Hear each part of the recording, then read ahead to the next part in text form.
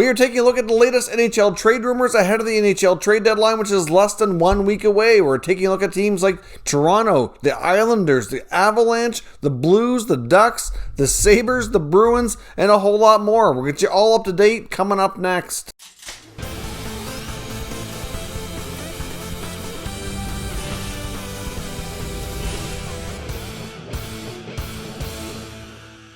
So welcome back to another video here at Top Shelf Hockey. Now, before we jump into today's video, I just want to acknowledge our channel sponsor, which is Manscaped. Manscaped was kind enough to send me some great products. They're certainly a top-notch company, and they've been able to give you an exclusive offer for watching Top Shelf Hockey as well. All of our viewers have the opportunity to get 20% off and free shipping on all orders at manscaped.com. That's 20% off and free shipping at manscaped.com.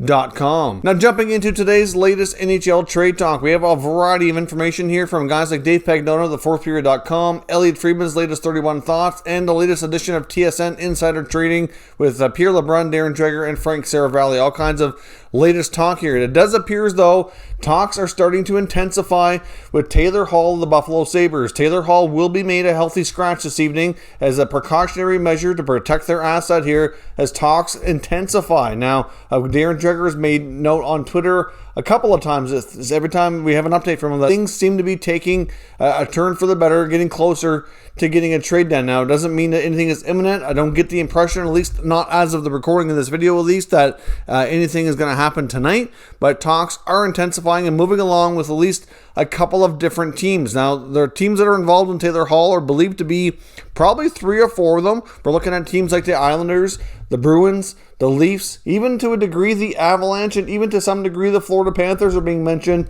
as well. They're all teams that are near the top of the NHL standings, all in good shape for potential playoff runs, that are considering making additions here to their teams ahead of the NHL trade deadline. Now, it was believed before that Kevin Adams wanted a first-round pick, and I believe he's trying to hold steady on that, but a lot of that's going to depend on what the offers are coming back. Now, I've heard a variety of these insiders say today that Kevin Adams is going to be the GM to watch. He's juggling all kinds of conversations, all kinds of potential moves here, and Taylor Hall is not the only piece that's in play. They have several other players who could end up being moved. Some are pending unrestricted free agents, and he's even listening on conversations around Jack Eichel. I mean, to a degree, I don't really see the likelihood of an Eichel trade going down before the deadline as being a very high probability, but teams apparently are inquiring and they are entertaining the conversations and seeing what the market looks like. So at this point with the Buffalo Sabres, I don't really think we can rule out anything. They're all kind of saying that they're open for business. They're willing to listen on any and all situations, any and all trade discussions, and we'll see what comes from it. Now, like I said, an Eichel trade, it's not completely out of the question, but I do think it's going to take such a big package that a lot of teams are more likely to entertain that during the offseason, and I'm still not 100% convinced that the Sabres will move Eichel unless they are really blown away with an offer or he comes to them and wants a trade and requests to get out of Buffalo. So that has not happened as of yet, as far as we know. So we will remain to be seen what happens with Jack Eichel, but apparently conversations around him are taking place as well. Now, back to Hall, like I said, he's getting interest from a variety of teams, but there's also a few other players that are similar caliber guys that are all kind of being discussed. Now, like I said, we've heard teams like the Leafs, the Islanders, the Bruins, the Panthers, even to a degree the Avalanche, but some of those teams are rumored to be wanting to do multiple deals to add in multiple areas. I think the Avs are maybe a stealth team, but also a team that's probably less likely given the fact that they wanted to add in other areas. At least that's what many believe. So I'd be a little surprised if they made that deal, but at the same time, the Avalanche were one of the teams trying to sign Hall before in the offseason. So clearly there's some interest there. They are a really solid team. They've barely lost it all in the last 15, 17 games, whatever it is now.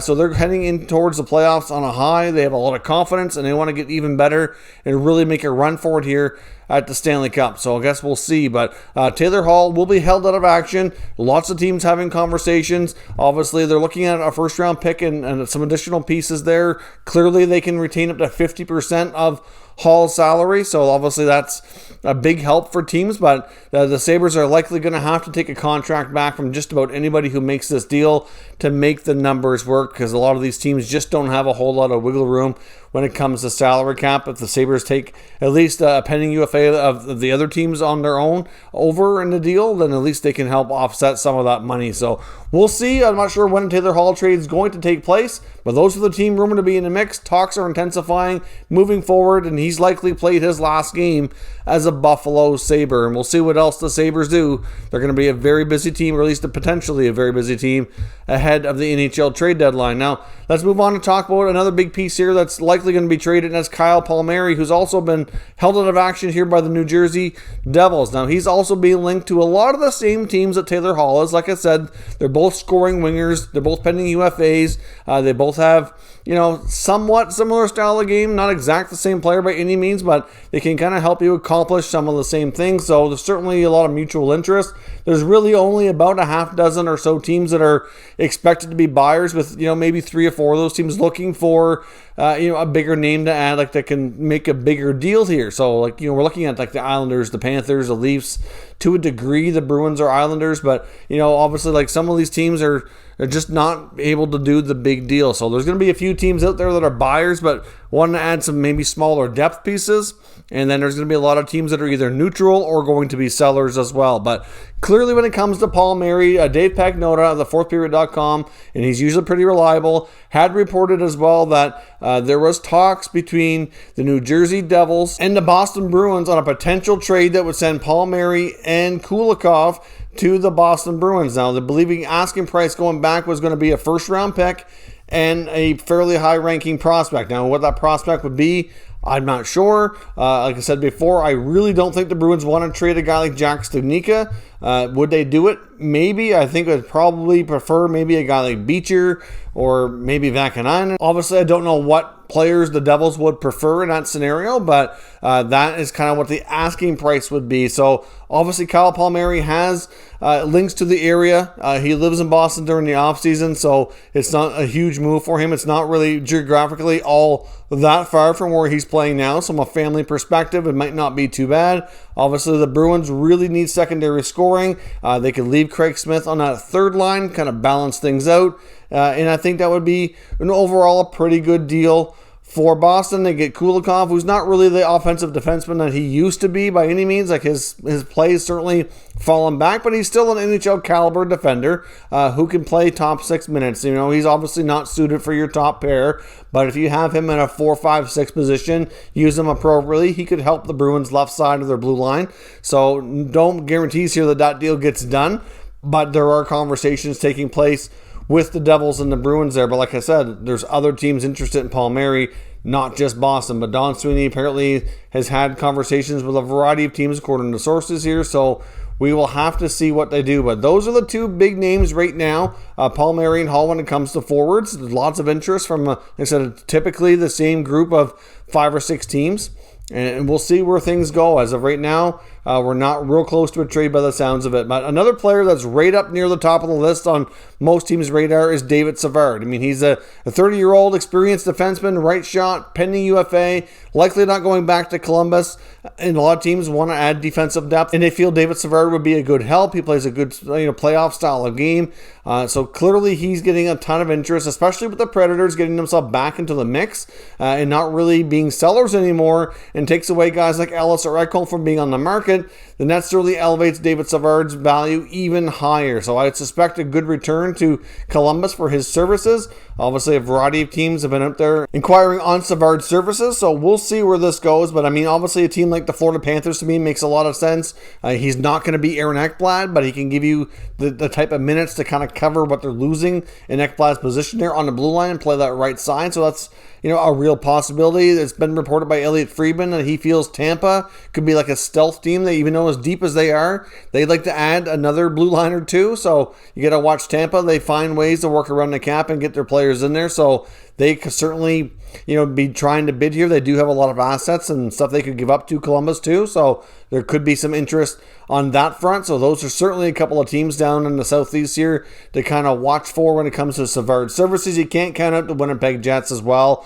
Speaking of the Jets, it was also reported that in their conversations with the Predators around Matthias Ekholm, that the asking price was going to be a first rounder and defensive prospect Ville Heinola, and the Jets decided that was too rich for their blood, and they don't want to do that. Heinola's getting rave reviews in the American Hockey League. Looks as though he could have a very bright future. The Finnish defenseman really looks like a solid prospect. They don't want to give up on him as well as a first rounder, so that was too much. So they're certainly not in those conversations. Now, could Nashville still maybe move a player or two? It is possible, but at this point, I'd say it's pretty unlikely they're going too far. Now, when it comes back to the Toronto Maple Leafs, though, there is a lot of talk that they're doing a lot of due diligence on goaltending, and as obviously not just a guy like Taylor Hall or a guy like Kyle Palmieri. Those conversations are certainly of intrigue to them, but the goaltending aspect of things as well when it comes to the Maple Leafs. Like I said before, they've inquired on Linus Ullmark, they've inquired on David Rittich, and a few other goaltenders around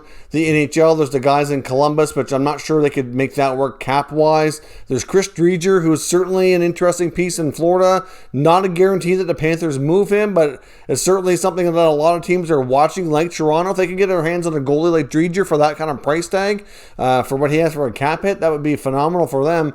But, of course, the asking price could be high based on how he's playing. As I mentioned before, I don't really think they're lacking confidence in Jack Campbell. I think they're totally fine with Campbell going into the playoffs as a starter if need be. But problem is we don't really have any more updates yet on Freddie Andersen. We're getting closer to the deadline. We're less than a week away. There's really not been any clarity on what his availability is going to be. And there's been even some talk, as I mentioned on the latest 31 Thoughts podcast, of maybe them including Andersen in a trade to bulk up either their forwards, a backup goaltending situation, or what have you, just to get that cap hit off the books. Now, one thing that's going to be easy for acquiring teams if they went down that road was that Freddie Andersen's $5 million cap hit is not nearly that in actual cash value. He only has $1 million salary. The bulk of his income this year was already paid out in the form of a bonus. And of course, we're already late into the season. So the acquiring team would have to pay him very little money for the remainder of the year. So from an actual cash standpoint, that would be a savings for most teams. But the problem here is too, not just in the goaltending situation and what the Leafs do, but clearly Freddie Andersen's been with the team a long time. He's very close with a lot of the core members of that team, especially the younger group like Matthews and Marner and Nylander. Like, we know him and Matthews are very good friends, very tight, and they are concerned as well about if they trade him, upsetting the room. So there is that aspect of things too that Dubas and company have to be cognizant of, and that could potentially steer them one way or another. But I wouldn't completely rule out, based on what we're hearing here, the possibility of at least the Maple Leafs maybe trading Andersen. I'm not sure that's going to happen. I'm thinking it's less likely than not, but you can't rule out anything right now when it comes to those teams and the Maple Leafs and what they might do. Now, a couple of the teams I want to touch on quickly. There's been some updates on the Anaheim Ducks from Pierre LeBrun on Insider Trading. We talked a few times recently about Josh Manson maybe being available. It sounds like the Ducks are certainly listening to conversations on him, but as LeBrun mentioned, he's a player that they're still quite fond of. They're not necessarily sold on trading him. It's just they would obviously want to move towards a younger group of their future here, and they were interested in getting as many young pieces back to kind of help this rebuild as possible. They're looking for players anywhere from 18, 19 to 23 that are able to play NHL games is what they're reporting on here. Like Elliot Friedman mentioned, that's what their main pieces they're looking for back, and that the asking price apparently for Manson, from what we've heard from Friedman and LeBrun here, is a first rounder and a prospect. So a lot of teams might find that to be a little bit too much, and the Ducks are okay with that. If they can't get that, they're happy to hold on to him here. So no guarantee that Manson moves. There's other guys on the Ducks, as I mentioned before, that some question marks too, like Ryan Getzlaf. Unlikely they go, but certainly teams are going to call and ask questions, and we'll see if anything comes from it. And one last update here for you. The St. Louis Blues, obviously we know Doug Armstrong is not afraid to be aggressive and do things, and regardless if he thinks his team can get into playoffs or not, we know that he's not afraid to sell off assets at the deadline in an effort to recoup future prospects or something that can help his team down the road here. As I mentioned before, we've seen him do it a couple of years ago when he traded Paul Stastny to Winnipeg. So wouldn't rule out the possibility of them trading some of their pending UFA players like a Tyler Bozak or a Mike Hoffman. There is interest in those guys. I mean, obviously Mike Hoffman is a proven goal scorer. He's hit 25 to 30 goals numerous times. He's on a fairly cheap one-year deal, so there's going to be interest, and teams wanting to add scoring. A lot of the teams we mentioned looking at Hall and Palmieri, now that there's more confirmation that the Hoffman's on the market, likely we'll talk to the Blues about him as well. And when it comes to Tyler Bozak, we had talked about teams like, for example, the Oilers maybe having interest in Luke Glendening as the third line right shot center. Well, maybe they come around to a guy like Bozak. I mean, clearly, he's a guy who has Stanley Cup to his name now. He's not the offensive player that he was back when he was with the Leafs. I mean, not that he was ever like a superstar offensive player, but he was still always a pretty good two-way guy. But obviously his point totals are less than what they used to be, but he's still a guy who could help in the bottom six and give you a decent number 3, number 4 center for a team looking to add that. So a team like the Oilers comes to mind. There's no necessarily link there between those two teams having conversations, but we did hear that there's been pushback on the idea of the Oilers being as interested in a guy like Luke Glendening in Detroit that we had previously heard from some of the insiders. So I guess we'll have to see what happens. All kinds of talk around the league, and even though it's a flat cap, even though it's been kind of quiet here, things are really starting to pick up here in the rumor mill. And I do think that even if there's not a lot of activity this week, by the time we get to the deadline, I still think we're going to have a lot to talk about, and a lot of trades are going to take place here. So stay tuned. We'll keep you up to date with all the latest rumblings from around the NHL. So let me know your thoughts on what moves you think we're going to see. We'll discuss further in the comments. If you're new to the channel, consider subscribing and turning on your notifications